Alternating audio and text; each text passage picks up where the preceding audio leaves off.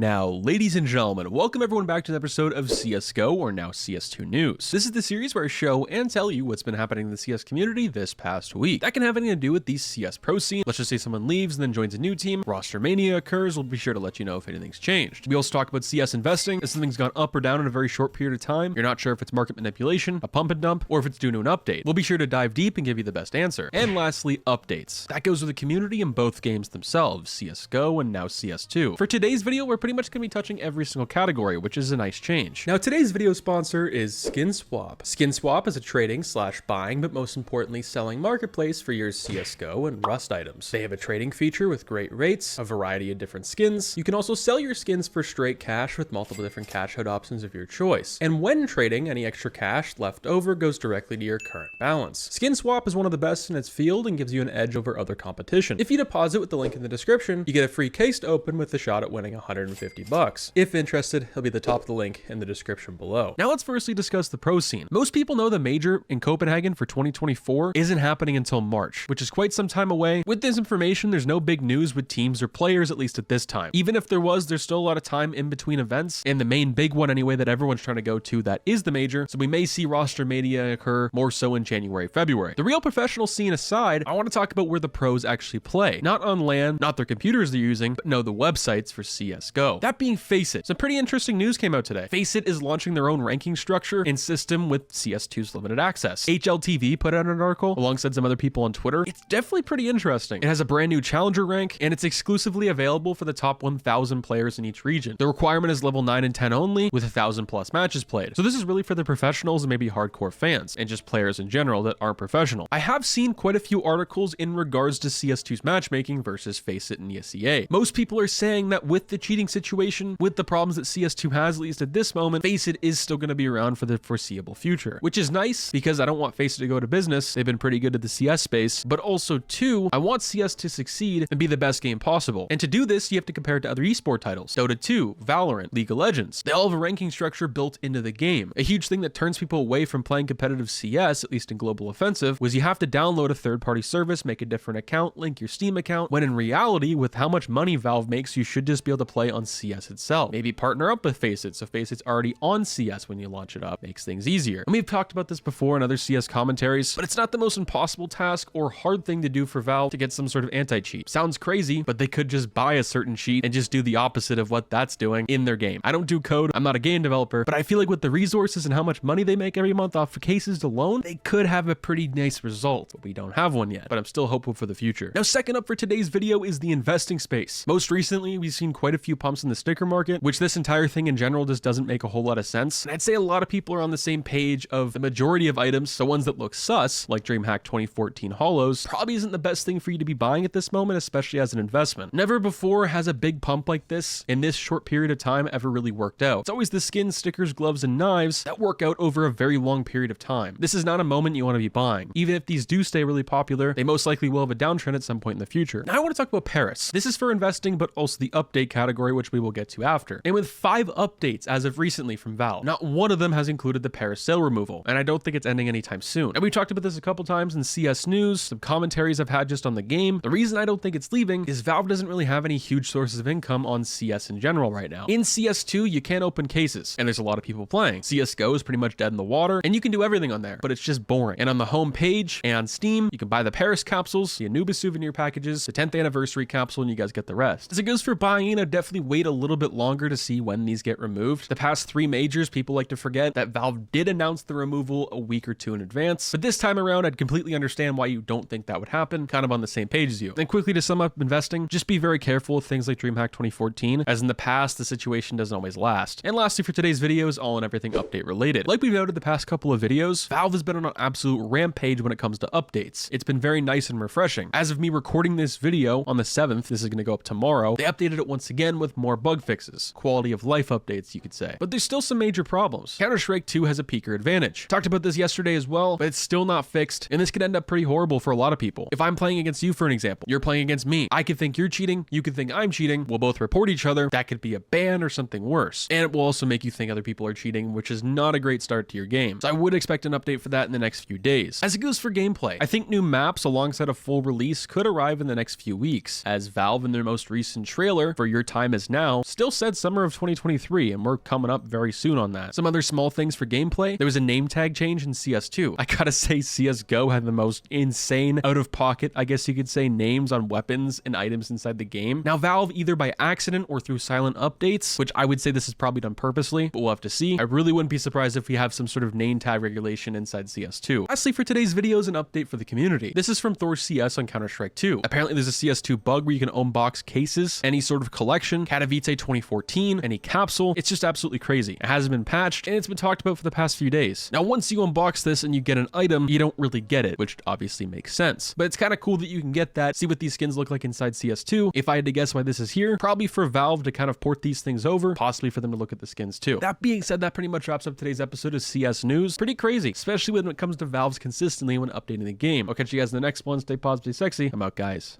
Peace.